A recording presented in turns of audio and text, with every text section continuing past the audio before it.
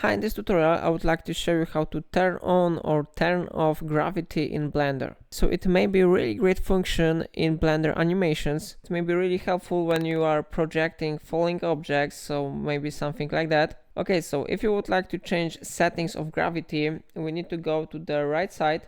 And here we have something like scene properties. We need to open this option, and here you can find the gravity settings.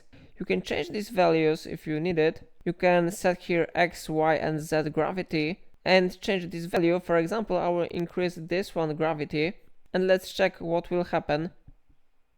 So the settings depends on the final result that you want to get. Of course, you can uncheck gravity if you want.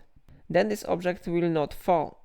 So if you click play button, you can see that the object stay in the one position. Okay, so it is how it works. If I helped you to set gravity in Blender, remember to like this tutorial and subscribe my channel because it really supports my work. And that's all for today. Thank you for watching.